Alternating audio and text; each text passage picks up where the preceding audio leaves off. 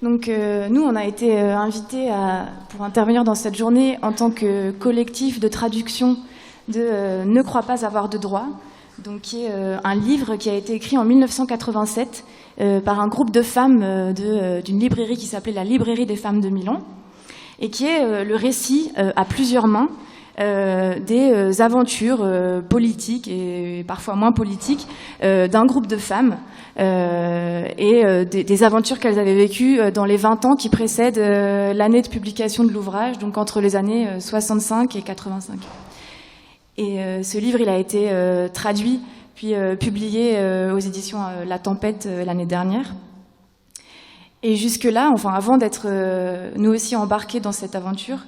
nos navigations au sein des féminismes avaient été assez peu enthousiasmantes, ou en tout cas elles s'étaient toujours heurtées à un certain nombre d'obstacles, et notamment à la sensation que les discours et les pratiques féministes, ou du moins ce qui nous semblait incarner la position féministe majoritaire, avait pour principal mot d'ordre l'égalité formelle entre les hommes et les femmes. Et donc, considérant que cette égalité n'était pas encore tout à fait acquise, ces discours s'attachaient à souligner les inégalités qui persistaient, alors au niveau du droit, des inégalités de salaire ou de la distribution du travail. Et on a trouvé dans Ne crois pas avoir de droit une façon un peu nouvelle ou différente de poser les questions ayant trait au féminisme, puisque ces femmes, en fait, elles disent pour nous, l'enjeu essentiel, c'est pas ça. L'objet du féminisme, c'est pas nécessairement l'égalité. Et effectivement, il y a toute une partie des luttes dans les années 70, et notamment des luttes de femmes, qui vont refuser de situer leur lutte sur le terrain de l'égalité. Elles sont un peu guidées par l'intuition que ce qu'elles vont identifier comme étant leur problème se tient pas dans un manque d'égalité, mais dans un espèce de malaise un peu indicible, et dont elles vont justement chercher à comprendre un peu les soubassements. Et elles vont mettre en avant ce qu'elles vont appeler la différence féminine, on y reviendra après, contre le mythe d'une égalité qui, en définitive, est toujours un peu construite sur les talons masculins. Du coup, elles se placent vraiment dans une perspective de refus de l'intégration, et elles refusent l'idée de liberté qui accompagne l'idée de l'intégration, qui va être conçue comme une série d'étapes à franchir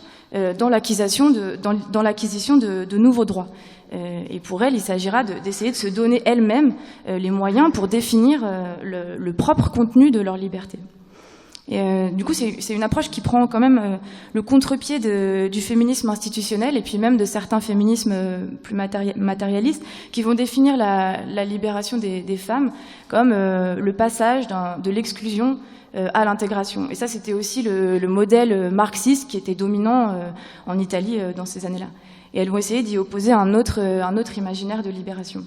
D'où ce geste de différenciation qui va donner son nom au courant qui s'appellera le féminisme de la différence, et qui veut essayer de profiter de cette différence, c'est-à-dire ne pas en faire la marque d'un manque à être, mais plutôt le point de départ pour une construction autonome qui emprunte pas son vocabulaire et ses façons de faire au monde dont justement elle essaye de se déprendre. Et elles vont essayer, c'est une tentative, mais de sortir de la lutte pour la reconnaissance, ou en tout cas de déserter et d'abandonner cette scène, en disant on ne cherche pas à être reconnu ni par les hommes, ni par le droit, ni par l'État, mais on va essayer d'avancer sur notre propre terrain. Et c'est ce rejet-là de la revendication juridique ou de la lutte pour l'obtention de droits pour parvenir à l'égalité, ça va se donner à voir dans le livre autour de deux contextes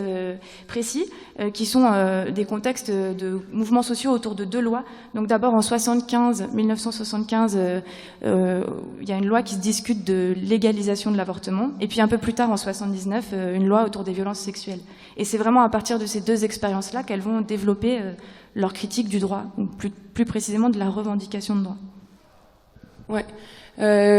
Du coup, peut-être, juste avant de commencer réellement, peut-être quelques commentaires quand même par rapport à notre inscription dans la journée et dans la thématique de la journée. Enfin, vous l'avez sûrement senti avec la présentation qui vient d'être faite, mais la question du coup dans Ne crois pas avoir de droit, c'est pas tant celle de la justice dans son institution, de réglementation des conflits, mais vraiment la question du droit et de la posture existentielle qui est impliquée par la revendication de droit et dont ces femmes-là vont essayer de se détacher précisément.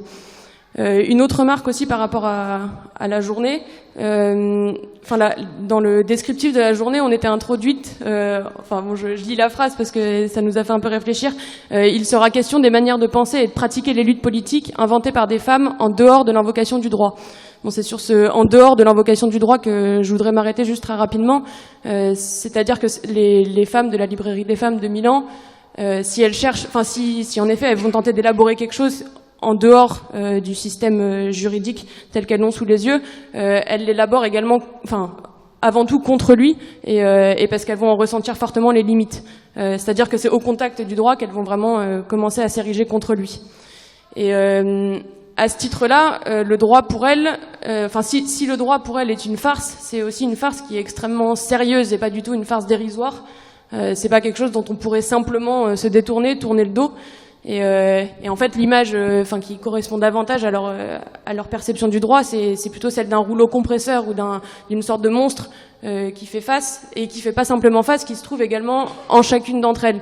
C'est-à-dire ce qu'elles vont décrire, et ce que nous on va essayer de vous redécrire après, c'est le fait qu'il y a le droit ou la revendication, la posture de revendication dans le droit trouve un écho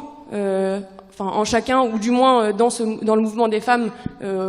au moment de la loi sur l'avortement et de la loi sur les violences sexuelles. Ça trouve un écho. Le droit constitue une force d'appel à laquelle il est vraiment difficile de rester sourd. C'est-à-dire qu'il y a plein de, c'est ce qu'on va vous décrire après, mais il y a plein d'attraits du droit qui font qu'on est en permanence poussé par cette envie de revendication, dont elles vont se détacher du coup. À ce titre-là, on a construit nous notre exposé de façon peut-être un peu scolaire, mais en deux temps. C'est-à-dire que si on considère comme ça que le droit est à la fois un remède, quelque chose d'attirant, et en même temps un poison dès lors qu'on y a recours, en fait, c'est vraiment ça qui va guider elles leur réflexion, c'est-à-dire voir d'abord dans un premier temps en quoi est-ce que la posture revendicative elle apparaît comme un remède, elle a tout d'une solution très attrayante et assez parfaite. Et en même temps, comment est-ce qu'elles s'y perdent,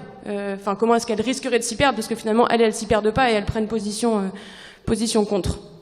Donc voilà. Donc déjà, dans un premier temps, on va essayer de vous retracer comment est-ce que pour elles, comment est-ce qu'elles voient dans le mouvement des femmes cet attrait pour le droit se manifester.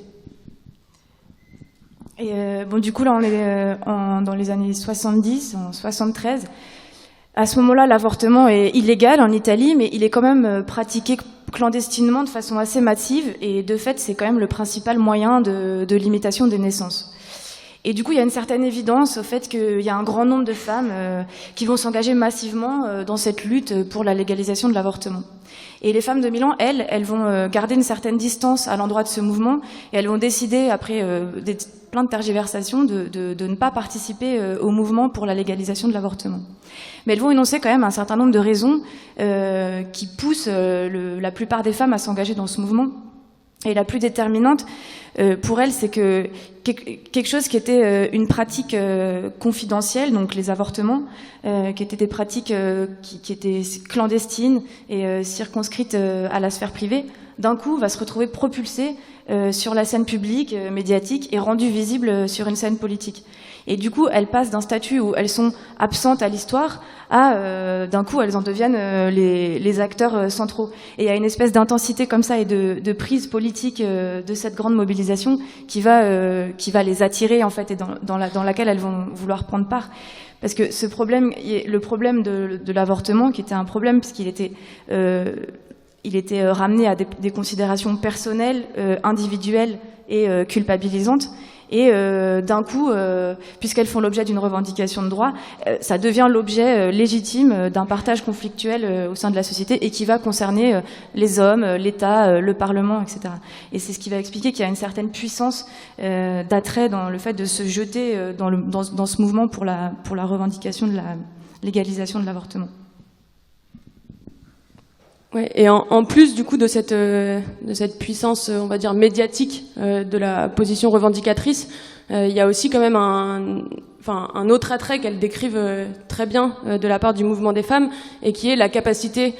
qu'a le droit, ou l'inscription d'une revendication dans le droit, à résoudre les conflits de façon extrêmement efficace. C'est-à-dire que bon, si on réfléchit juste un petit peu formellement à la façon dont un droit, dont le droit fonctionne ou la justice fonctionne, il y a vraiment cette idée d'abstraction des composantes d'un conflit. Alors un conflit à entendre au sens large, là c'est la contradiction sociale, ce qu'elles appellent la contradiction sociale de l'avortement. On abstrait comme ça les composantes d'un conflit, et entre quatre murs, on va réussir à trouver une solution formelle à ce conflit, qui ensuite va avoir des répercussions immédiates sur un ensemble d'expériences concrètes, absolument incroyables, quoi. Ça va toucher des expériences et des vies individuelles, dans un très grand nombre, quoi. Donc il y a cet attrait pour le grand nombre, la possibilité de résoudre très rapidement des situations extrêmement nombreuses. Et d'une certaine façon, ça va se recouper avec cet attrait médiatique d'être propulsé comme ça sur le devant de la scène, parce que ces femmes-là vont voir dans la posture revendicatrice la possibilité un peu de devenir une forme de marionnettiste du monde, quoi, de pouvoir à un moment être placé en haut de grand ordonnateur qui peut ainsi aller agir sur les différentes expériences concrètes. Bon voilà, en gros c'est les deux éléments qui pour elles, qu'elles vont observer comme ça dans ce grand mouvement des femmes, et qu'elles vont identifier comme ce qui mène à la posture revendicatrice. Mais en fait immédiatement, et là du coup on parle plus du mouvement des femmes en général, mais de la librairie des femmes de Milan dans leur position à elles singulière, elles vont voir dans ces deux attraits immédiatement leur revers. Et disons les grands manques, ou même plus violemment encore les douleurs existentielles qui vont que la posture revendicatrice pourrait créer chez elles. Et bon, ça il faut le comprendre aussi dans leur cheminement à elles, c'est-à-dire que le moment où la loi sur l'avortement, où le débat sur la loi sur l'avortement surgit, elles ont vécu en fait entre elles tout un tas de pratiques, un peu ici-bas, on pourrait dire, par rapport à la justice qui se placerait là-haut. Et notamment, une de leurs grandes expériences, ça a été les groupes d'autoconscience. Alors je sais pas si quelques-uns en ont déjà entendu parler, mais en gros le mouvement des femmes en Italie c'est vraiment constitué comme ça, c'est-à-dire des femmes qui se réunissaient en petits groupes. Alors faut imaginer qu'elles sortaient de leur foyer, pas pour la première fois, mais bon, il y avait quand même quelque chose de l'ordre de la première expérience, la première naissance dans le monde comme ça. Elles sortaient de leur foyer, elles se retrouvaient entre femmes à quelques-unes pour partager leurs expériences quotidiennes et partager tous les problèmes et les soucis de ces expériences, et également tenter d'élaborer des solutions à ces problèmes entre elles. Et en fait, et du coup, il y avait une vraie richesse. Elle le décrit vraiment comme une expérience extrêmement forte et enrichissante, qui leur donnait aussi beaucoup de puissance à elles individuellement. Et d'une certaine façon, le moment où la loi sur l'avortement commence à être discutée, ça arrive comme ça, comme un couperet qui vient en fait leur donner une injonction à aller participer sur cette scène politique. Et il y a quelque chose, alors moi qui me fait penser un petit peu à ça, comme si elles avaient jusque-là, ce que produit la loi, c'est l'impression qu'elles, jusque-là, elles se sont uniquement comportées en enfants, une sorte de jeu d'enfant un peu futile, un peu dérisoire, et d'un coup la loi arrive, et la discussion autour de la loi arrive, et là il y a l'idée d'une hypothèse sérieuse, adulte, conséquente, qui vient et qui les brise immédiatement, et qui non seulement les brise, et en plus leur exerce sur elles une forme de pression pour qu'elles aillent participer à cette mobilisation-là. En plus de ça, c'est un enjeu qui est lié, c'est le fait quand même que dans leur petit groupe d'autoconscience, ce qu'elles arrivaient à faire, c'était à faire des ponts, faire des liens entre plein de problèmes auxquels elles étaient confrontées. Et du coup, elles étaient notamment confrontées au problème de l'avortement, mais elles étaient confrontées à tout un tas d'autres problèmes qu'elles parvenaient comme ça à lier les uns aux autres, et d'une certaine façon à produire à partir de là une critique de la totalité de la société à partir de ces multiples expériences singulières. Et la loi, ce qu'elle fait aussi, c'est qu'elle vient abstraire comme ça un unique problème, qui est le problème de l'avortement, et en faire une sorte d'enjeu très symbolique et unique. Et du coup, là, elles ressentent également l'impression de se perdre complètement dans cette posture revendicatrice. Et du coup, c'est ce qui va les amener, donc les femmes de Milan, à soutenir la simple dépénalisation comme unique intervention légale. Donc en fait, plutôt qu'une avancée du droit et une extension de ses prérogatives, elles vont proposer sa suspension, ou en tout cas son intervention minimale, c'est-à-dire simplement le retrait de la loi punitive de l'avortement. elle trouve cette espèce de tactique où, à l'intérieur même du langage du droit, elle trouve l'option qui va réduire au maximum son emprise sur leur vie. Et c'est là que se loge pour elle la différence importante entre la légalisation, qui est donc quelque chose qui va venir encadrer les pratiques et discriminer des usages, et la dépénalisation, donc qu'elles vont défendre elles, qui se contentent de retirer le caractère criminel ou répréhensible d'une pratique. Et du coup, avec le fait de parler de dépénalisation, elles vont remettre en cause le dualisme qui accompagne quelque chose comme une loi et qui va quadriller l'intégralité des expériences en distinguant deux types de comportements. D'un côté, ceux qui sont légaux, légalisés, et de l'autre, ceux qui sont interdits. Et en montrant que cette façon de considérer les comportements écrase en fait la gamme immense et riche de toutes les pratiques et de tous les comportements qui peuvent être tout simplement tolérés, possibles ou probables, enfin à inventer. Et en fait, ce qu'elle pointe, c'est qu'une fois la loi formulée, elle va imposer sa logique en punissant immédiatement tout ce qui la dérobe, quoi. Et en fait, c'est exactement ce qui se passe, puisque le Parlement, en 1976, va approuver la loi qui autorise l'avortement. Et du coup, il l'autorise uniquement dans les structures hospitalières publiques et va prévoir des peines pour les femmes qui vont continuer à avorter sans respecter la procédure prévue par la loi. Ouais, alors ça c'est en Italie. Du coup, nous, quand on a traduit le livre aussi, la façon qu'on a eu de comprendre un peu cette expérience-là, c'était peut-être de façon plus proche à travers ce qui s'est passé en France, exactement à la même époque. Et en France, enfin, on a abordé ça par un film qui s'appelle Regarde, elle a les yeux grands ouverts. Je sais pas s'il y en a certains qui connaissent, mais qui fait l'histoire en fait du MLAC, le mouvement de libération pour l'avortement et la contraception, qui était un mouvement national en France, enfin où il y avait plein de petits groupes dans différentes villes, et c'était des petits groupes de femmes, enfin et certains avec des hommes aussi, et qui pratiquaient avant que l'avortement soit autorisé, qui pratiquaient des avortements et des accouchements. Et il y avait enfin dans ce qui transparaît à travers le film et à travers certains témoignages, il y avait une vraie force qui émanait comme ça de cette pratique collective. Enfin je pense quelque chose aussi qui est de l'ordre peut-être de la chaleur humaine, et puis quelque chose de très agréable aussi dans le fait d'être capable de faire soi-même. Et en fait, ce qui est intéressant, c'est que ce groupe, comme ce qui s'est passé en Italie aussi, mais bon, ce groupe s'est retrouvé, ils ont eu un procès, du coup, au moment où la loi sur l'avortement est arrivée, parce qu'elles avaient décidé de continuer à faire ça ensemble malgré tout. Oui, en fait, je vais un peu trop vite. Il y a une scène dans le film qui est très belle et qui est en fait au moment où la loi passe et où il y a toutes les femmes de ce MLAC d'Aix-en-Provence qui discutent entre elles et qui se demandent est-ce qu'on continue ou est-ce qu'on arrête. En gros, est-ce que le fait que la loi soit arrivée, est-ce que ça nous bloque, enfin est-ce que ça nous enlève toutes les raisons qu'on avait de faire ça entre nous jusque-là, ou est-ce qu'au contraire finalement la loi ne vient pas du tout couvrir, enfin est-ce que la loi ne peut, enfin que l'idée que leur expérience vaut aussi 1000 fois ce que la possibilité simplement la possibilité d'avorter dans un hôpital. Bon, et du coup, ces femmes vont avoir un procès pour exercice illégal de la médecine, et de fait, l'histoire montrera aussi exactement comme ce qu'elles disent en Italie que finalement, une fois que la loi passe, toutes ces pratiques disparaissent aussi de fait d'elles-mêmes, et que du coup, il y a d'une certaine façon une espèce de perte de capacité qui surgit au moment où la loi vient se substituer comme ça aux expériences concrètes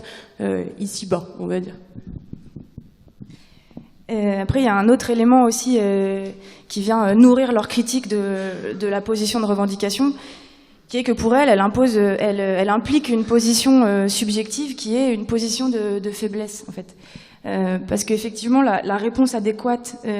au fait de partir d'un constat de faiblesse, qui est un constat qui est un peu implicite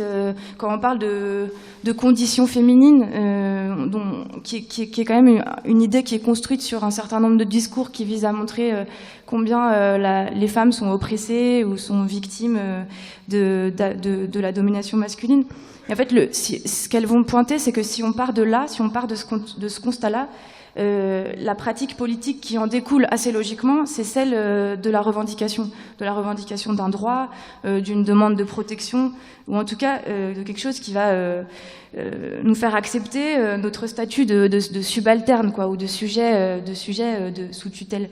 Et à l'inverse, ce qu'elles vont essayer de faire, elles, c'est de parier non pas sur leur faiblesse, mais plutôt sur leur force, et sur leur imagination, et sur leur capacité à se passer de médiation pour prendre en charge elles-mêmes les questions qui se posent à elles.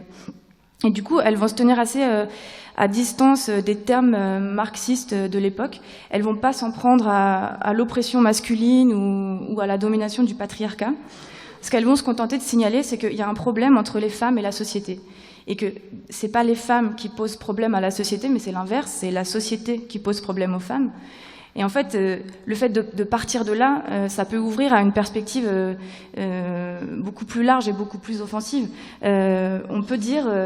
en fait, cette marginalité, qui a un point de départ qui est une position d'écart, si ce n'est de rupture, en fait, loin d'être un signe de faiblesse ou un tort qu'on va chercher à réparer par le biais du droit, non, en fait, c'est le point de départ d'une attitude très offensive. Et pour Carla Lonzi, qui était une des principales, enfin, qui est une féministe, une écrivaine féministe qui a beaucoup inspiré le féminisme de la différence, cette marginalité-là, elle est même le point de départ pour une attaque contre la culture occidentale dans son ensemble, quoi. Ouais, du coup, dernier point, mais qui est en fait très en lien quand même avec celui que tu viens d'énoncer, c'est que non seulement pour elle, la loi ou le droit s'appuie ou prend pour point de départ un sujet faible, un sujet victime, elles arrivent aussi à démontrer que la loi va créer cette faiblesse, créer les conditions d'être encore plus victime que ce que l'on est au moment où on revendique. Alors, en gros, là où la loi crée cette faiblesse, c'est qu'elle crée une dépendance à son égard qui existait peut-être pas au moment où la loi où le droit serait revendiqué. C'est-à-dire qu'en fait, en s'en remettant à la loi pour assurer quelque chose pour nous, on accepte aussi de ne pas être capable de faire soi-même. Et c'est vraiment là-dessus qu'elles vont insister. Alors, une des façons qu'on a eu, nous, de comprendre ça, c'est qu'au moment où on était en train de traduire le livre, il y avait aussi aux États-Unis tous ces débats qui animaient l'idée d'un possible retrait de la loi sur l'avortement. Et qu'en fait, une des réflexions qu'on s'est faites, c'était de se rendre compte que si, par exemple, nous, aujourd'hui en France, s'il y avait une interdiction de l'avortement aujourd'hui en France, on se retrouverait bien plus vulnérables qu'ont pu l'être nos grands-mères qui, elles, n'avaient pas le droit d'avoir la loi. Et du coup, d'une certaine façon, on se retrouve pas dans la même position. Alors que pourtant, formellement, l'interdiction serait la même. Mais le fait d'être passé par la loi, par une autorisation entre les deux époques, ça nous rendrait, nous, beaucoup plus vulnérables à ça. Et du coup, il y a vraiment cette idée que la loi vient déposséder comme ça de certaines pratiques. En gros, ce qu'elles font là, enfin ce qu'on essaie de dessiner un petit peu là, c'est une conception assez forte de la liberté qu'elles vont définir tout au cours du livre. Et elles ont une très belle image pour parler de ça. Et elles vont dire en gros que la liberté est comme un arbre. Et de cet arbre, on peut ou bien cueillir les fruits. En fait, c'est ça que nous propose de faire la posture revendicatrice. Cueillir les fruits d'une liberté qui en fait est définie de façon un petit peu extérieure, ou bien détenir les racines de cette liberté. Alors bon, c'est quelque chose de très imagé, il faut faire usage de toute notre imagination, mais en gros, face à la loi abstraite, ce qu'elles vont opposer, c'est des relations concrètes, réelles, et l'idée que seuls des éléments vraiment pratiqués par les individus eux-mêmes et ensemble peuvent être les garants d'une liberté réelle. Alors, tout à l'heure, il y avait Julien qui disait que rien ne valait le fait de se défendre soi-même dans un procès, et je pense que, ça me faisait aussi penser à ça, quoi, cette idée qu'on ne peut pas, que déléguer, et même s'il y a une forme de liberté qui est formelle et qui est en apparence là-dedans dans la possibilité de déléguer, on perd aussi beaucoup là-dedans. Et quelques mots pour conclure. On conclut. C'est que on peut pas passer à côté du fait. On peut pas ne pas dire que quand même historiquement ça a été un peu un échec. Ce féminisme de la différence, pour plein de raisons, mais la principale, c'est que, alors même que quand même elles avaient très bien pointé les pièges de l'identité, en disant bon voilà, la différence féminine, c'est pas une catégorie figée, il faut tout le temps l'ouvrir aux multiples significations que peut vouloir revêtir le fait d'être une femme. Bon, il se trouve que quand même elles tombent un peu indéniablement dans une forme d'essentialisme et elles vont rester assez frileuses au mouvement révolutionnaire. Elles vont s'engoncer dans des pratiques séparatistes qui vont les empêcher en fait d'arriver à élaborer vraiment des alternatives au droit, et précisément parce qu'elles restent hermétiques au mouvement révolutionnaire. Mais bon, moi je pense que, enfin, cette histoire elle est pas close, et nous ce qui nous intéresse c'est aussi de l'interroger sur ces possibles et pas seulement sur les endroits où elle s'est refermée.